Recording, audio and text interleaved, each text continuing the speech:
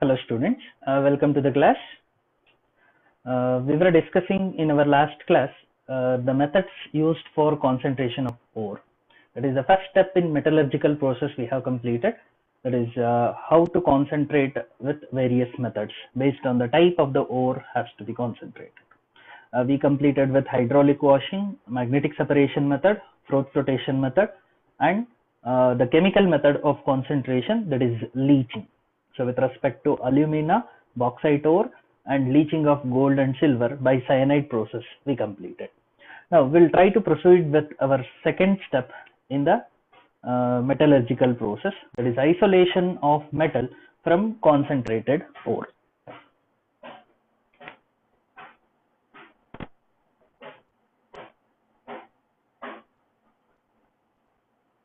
This isolation of metal from concentrated ore or extraction of crude metal from the concentrated ore.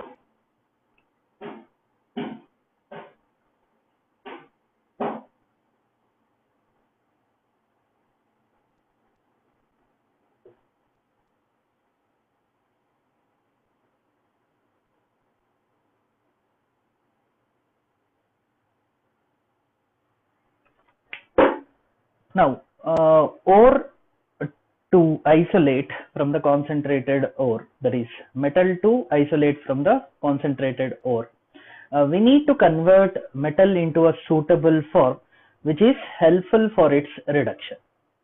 That means if the converted form for the metal, if it is easy to reduce, then the isolation of such metal will be easier. So hence, in the isolation of any metal from the concentrated ore, so we generally depend on the two important process. So the first one is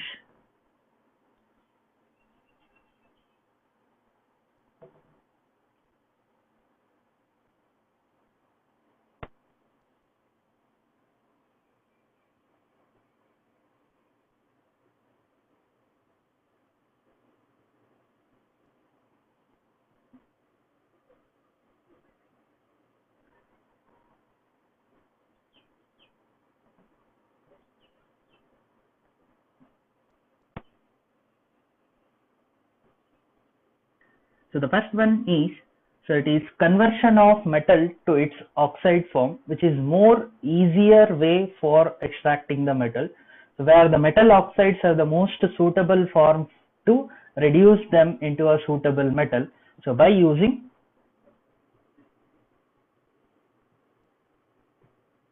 reducing agents. So all these concepts we learned. So with respect to redox unit in our first PUC.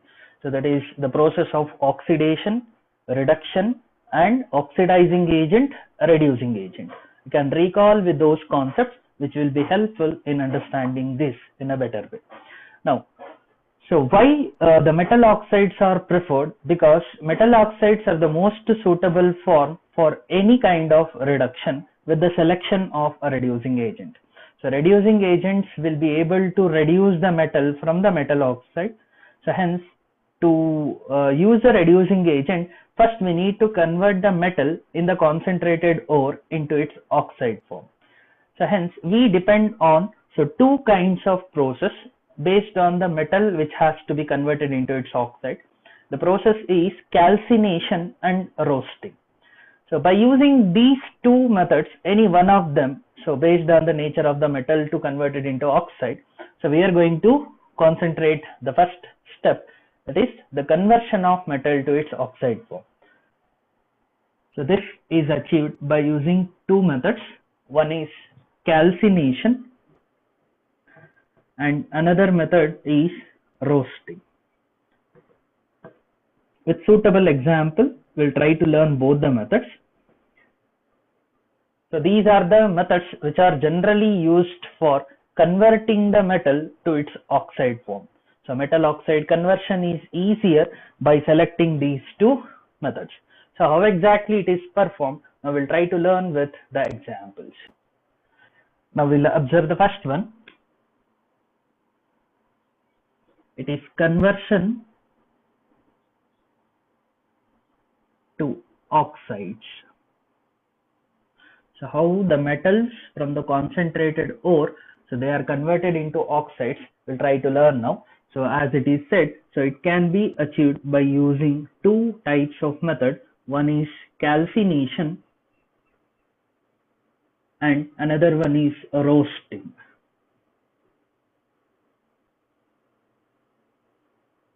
So roasting is generally used for sulfide ores to convert it into metal oxides, whereas for the remaining, so generally preferred method will be calcination.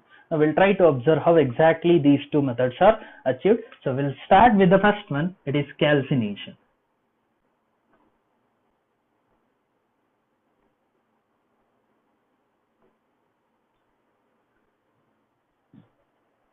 Now calcination, the word indicates it is burning. So calcinate refers to it is burning the substance. Now how exactly the chemical substance is burnt, so is giving the significance of this method. Now calcination is defined as, so it is heating the ore with limited supply of air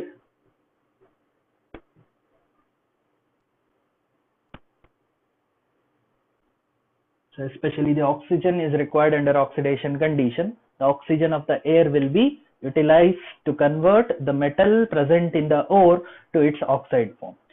Now, heating the concentrated ore with limited supply of air is referred to as calcination. Since calcination is a process of heating the ore with a limited supply of air to convert that into its oxide form. Now what happens to the metal? So during the heating with limited supply of air, so we'll try to understand now. So volatile impurities associated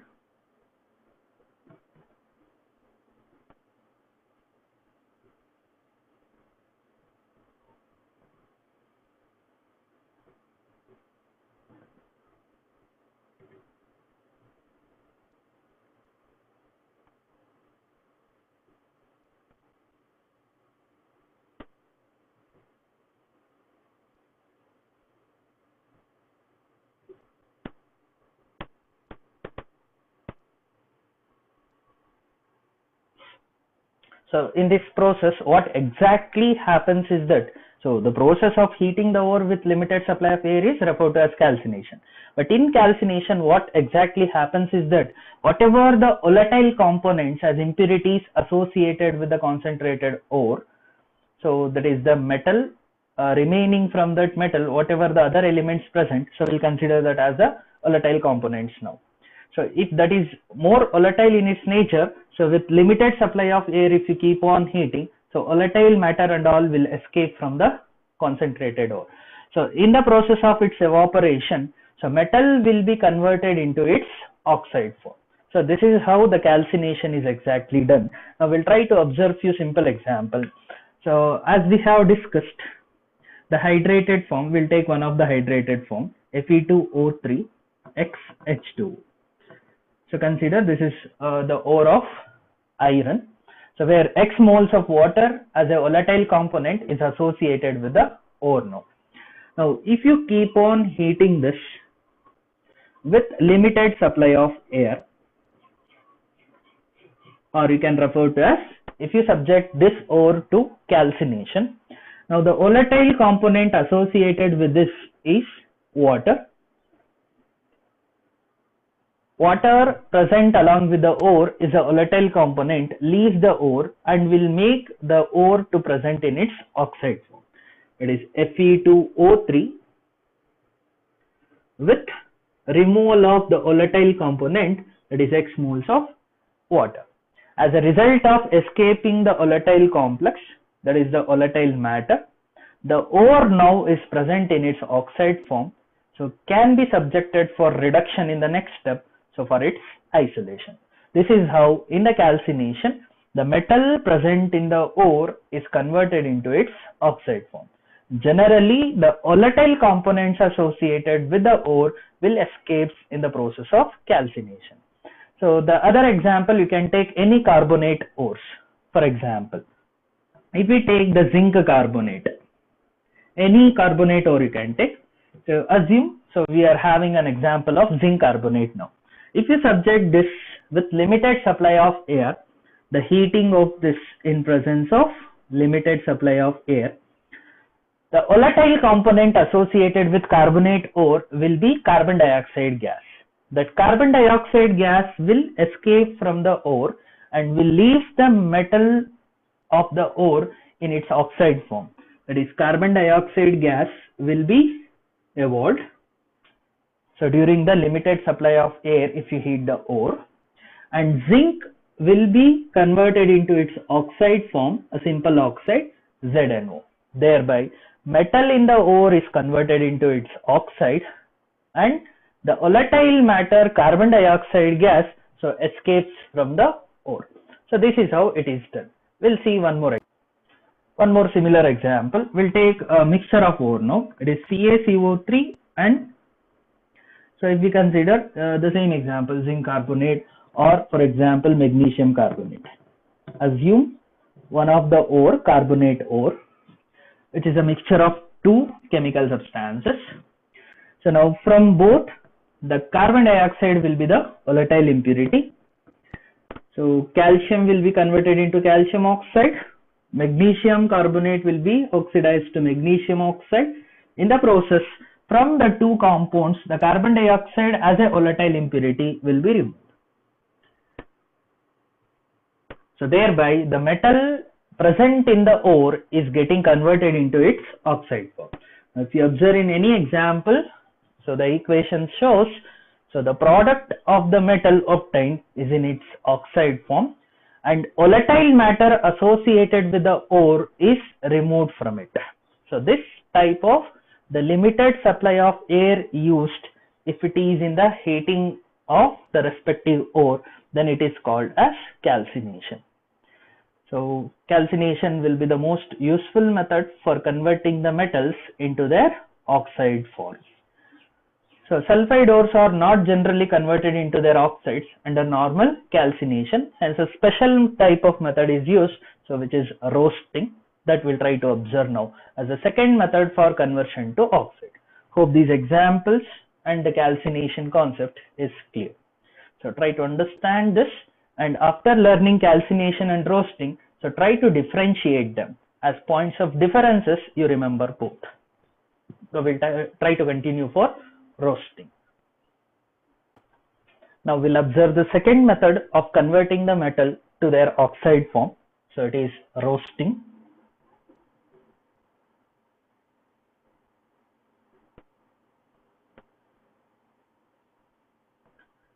The method of roasting is generally used for conversion of sulfide ores to their oxide form. Conversion of sulfide ores to their oxides, roasting is used. Now the process of roasting is considered as, so heating the ore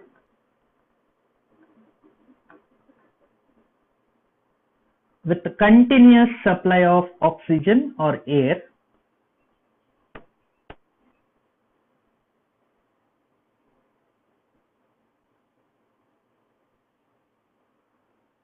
in calcination. We have seen with limited supply of air, the ore is heated. Here, the heating of the ore is considered with continuous supply of oxygen. That is a major difference between calcination and roasting. So, but to carry this particular process, so there is a furnace used.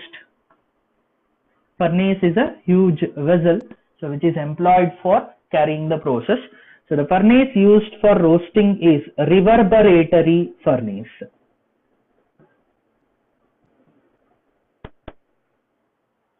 So if you take the respective sulfide ore and if you heat with continuous supply of air or oxygen in a reverberatory furnace, so whatever the sulfide ore is there, so will be converted into its oxide form.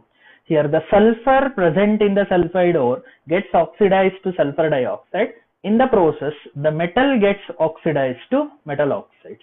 Hence both sulfur as well as the metal associated with the ore, so they are getting oxidized, metal to metal oxide and sulfur of the sulfide ore to sulfur dioxide gas, SO2 gas.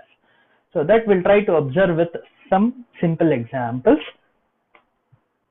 So here one more condition is required. You can understand along with that. So if you are heating this, a continuous supply of air, this heating temperature is very important in this. So that will be the important condition. You can observe. Whatever the temperature you are using in the reverberatory furnace for converting the metal sulfide to the metal oxide should be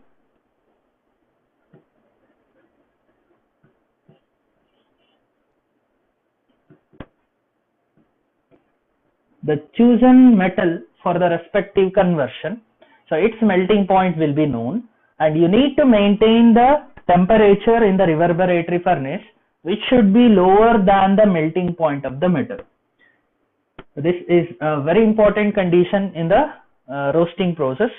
So if you heat the ore, so with continuous supply of air with a temperature maintained lower than the melting point of the metal, so then the metal sulfides will be converted into metal oxide. As temperature is also very important here, so try to remember the definition to explain the process as roasting. So with these information, heating the ore with continuous supply of air with a temperature so which is lower than the melting point of metal.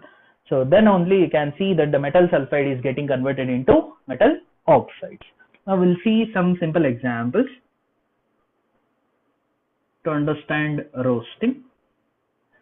If we consider zinc sulfide, ZnS, so heated with continuous supply of oxygen. So zinc will be oxidized to zinc oxide. Then sulfur gets oxidized to sulfur dioxide. So if you observe here, 3 moles of oxygen is used in the conversion. So 3 moles of atomic oxygen refers to 1.5 mole of diatomic oxygen. So to make the fraction to express in whole number, multiply by 2. Hence it is 2 moles of any sulfide ore will be combining with 1.5 into 2, that is 3 moles of oxygen. In the process, 2 moles of metal oxide and sulfur, you can think in the ore it is 1, it is 2 moles of sulfur dioxide will be obtained. So this will be the standard stoichiometric value. So for any sulfide ore during its roasting process, you can think whatever the sulfide ore, if it is given, first convert them into their oxide form. So once you have converted into oxides, oxygen if you count, you will get the fraction, that is 3 by 2 moles of oxygen will be used. To make it into a whole number, you multiply all with 2 so that you can easily remember the stoichiometric values. 2 moles of sulfide, 3 moles of oxygen will give 2 moles of oxide and 2 moles of sulfur dioxide gas. So sulfur dioxide being a volatile impurity will escape from the mixture, leaving the metal in its oxide form. Similarly, if you consider lead sulfide, PbS. So lead gets oxidized to lead oxide, sulfur gets oxidized to sulfur dioxide. Again, if you can observe, 1 plus 2, it is 3 moles of oxygen atoms will be 1.5 moles of oxygen. To make it as a whole number, multiply by 2. Hence 2 moles of sulfide ore combines with 3 moles of oxygen to form 2 moles of lead oxide and 2 moles of sulfur dioxide gas. So this is how the ore is getting converted. Similarly, you can think a number of examples. One more we'll try to consider. The important ore of copper, Cu2S. If it is subjected to roasting, copper sulfide will be oxidized to Cu2O, cuprous oxide. Sulfur gets oxidized to sulfur dioxide. Again, the stoichiometric value is same. 2 moles of sulfide ore combines with 3 moles of oxygen to give 2 moles of the oxide of the metal and 2 moles of the sulfur dioxide gas. So this is how the roasting is carried. So these are some simple examples. Now there is one more important concept associated in roasting process. Now that we'll try to learn. So before that, you try to observe this very clearly. So in roasting, with a continuous supply of air, the ore is heated. So by maintaining a temperature which is less than the melting point of metal in a furnace called reverberatory furnace, during which what happens, the sulfide ores gets converted into their metal oxide. Now majority of the sulfide ores they contain iron oxide as an impurity. Majority of the sulfide ores will have iron oxide or iron sulfide as an impurity. Iron sulfide will be getting converted into iron oxide in the roasting process. We will try to concentrate how this iron oxide is removed in the process of roasting in reverberatory furnace. So we'll identify here a new important chemical usage, that is flux. What is flux? What is the role of flux? So how the flux is used in defining the concept called slag. So that we'll try to learn as an overlapping concept to the roasting. So we'll try to continue that now. Okay. You can observe. So iron oxide will be the major gang, that is the impurity associated with majority of the sulfide ores.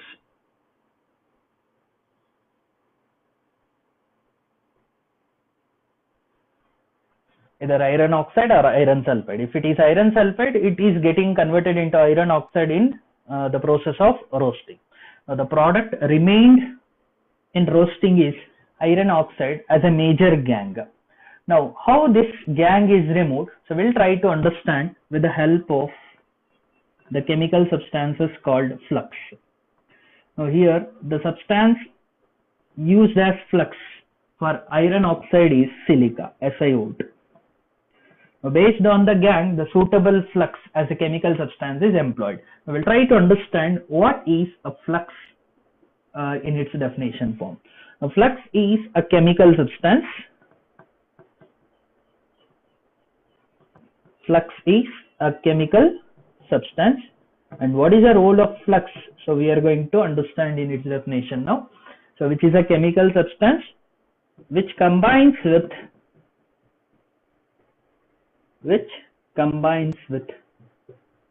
the gang. So whatever the gang present, so this chemical substance is going to react with gang and converts into soluble, it is dissolved state, the soluble slag.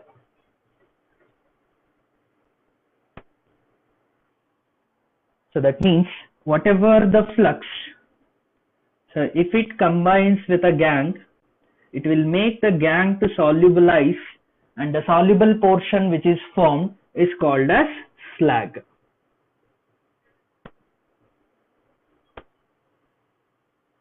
So this you can remember to define both. A flux is a chemical substance which combines with the gang and will be converted into a soluble mass called slag. So what is slag if it is asked?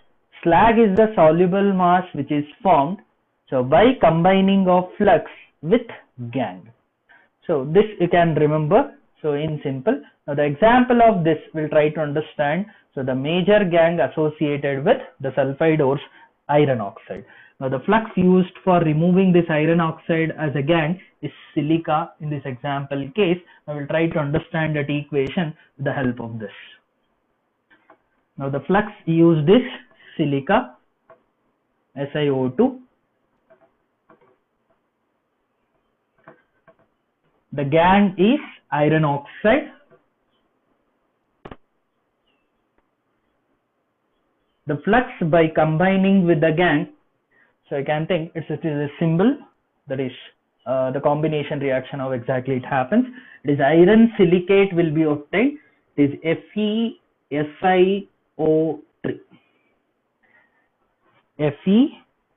Fe2 plus 1, that is 3 oxygen atoms in the compound as, so silicate, FeSiO3. Now this is the slag which is formed, which is iron silicate.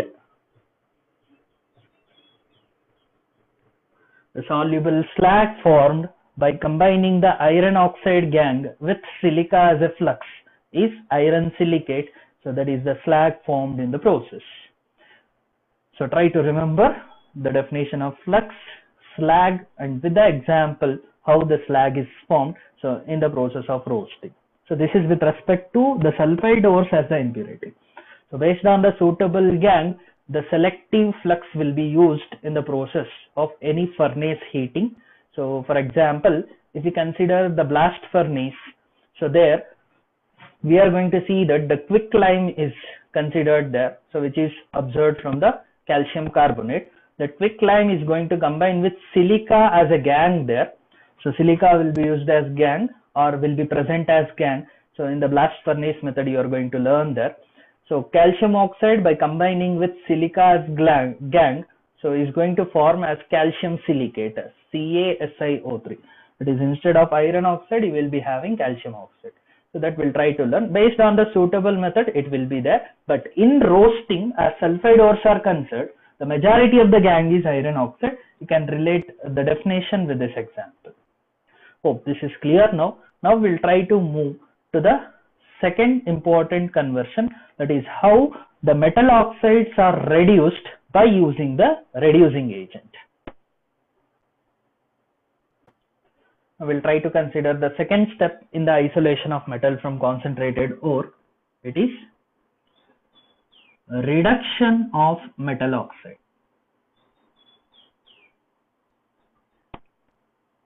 Reduction of metal oxide. In the previous case, we have seen either by calcination or roasting, metal is getting oxidized as metal oxide. Now, with the help of a suitable reducing agent, so we need to reduce the metal oxide to metal. Now, how it is considered, we'll try to observe with simple understanding example. Now, in the process for reduction, so we depend on a suitable reducing agent. Suitable reducing agent. Now, how to select a suitable reducing agent for the reduction? So we'll try to learn in the next topic now. So that is Ellingham diagrams.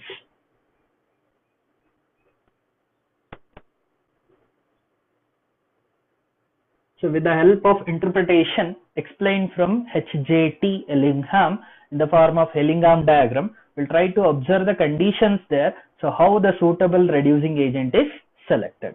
Now, once based on the information a suitable reducing agent is used, now what happens if we observe? So reducing agent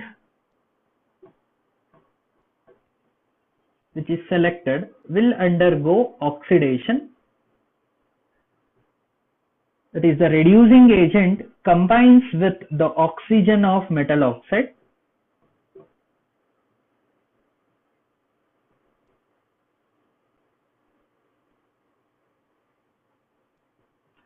What is the role of using the reducing agent is that, so reducing agent is the one which undergoes oxidation and will help in the reduction of the metal oxide.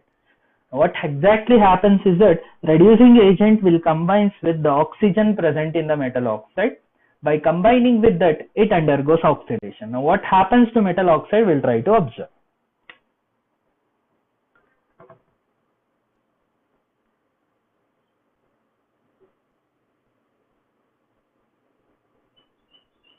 Now metal oxide, so by donating its oxygen to reducing agent, the metal ion present in the metal oxide will undergo reduction.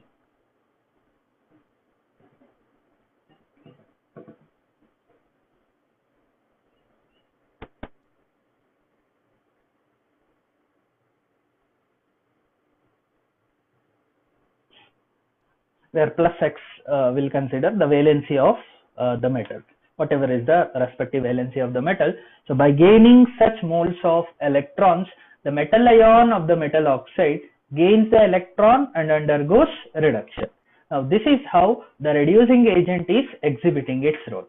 So reducing agent will combine with the oxygen of the metal oxide and undergoes oxidation, whereas the metal oxide, by losing its oxygen to reducing agent, gets reduced in the process. So this is how both oxidation and reduction is helpful in the reduction of metal oxide to metal. Now we'll try to understand this with an example. It's a general example, not a specific. We'll try to consider the coke or carbon monoxide As an example of reducing agent, the majorly used reducing agent in the process is coke, that is carbon, or carbon monoxide. By using these, so we'll try to observe how exactly reduction of metal oxide is performed. We'll take a metal oxide where M represents the symbol of metal. It may be any metal. So I am taking the general symbol of metal, Mx, where X is X number of moles of metal associated with Y moles of oxygen as a metal oxide. So X and Y are the respective stoichiometric values of the atoms of M and O combined in the metal oxide. So we'll try to observe with coke as a reducing agent. Now it is combining with coke as a reducing agent.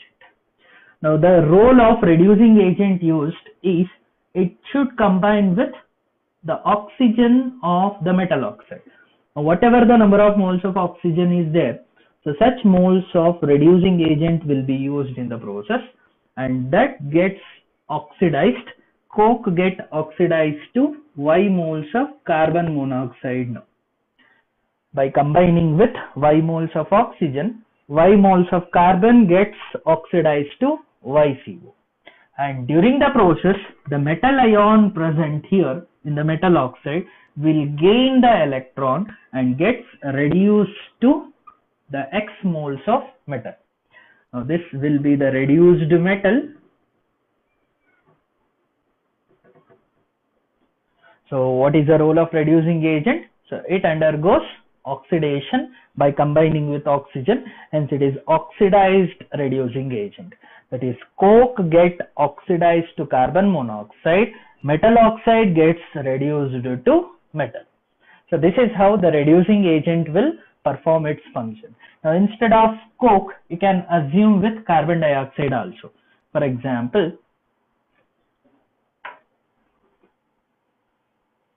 we'll consider here.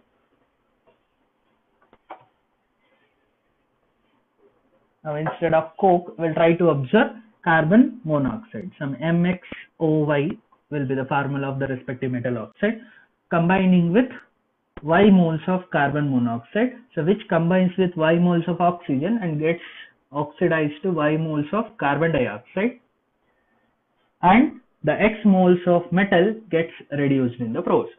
So this is how you can use a general example, either coke or carbon monoxide as a reducing agent, how it is helping as a reducing agent for reducing the metal oxide to metal.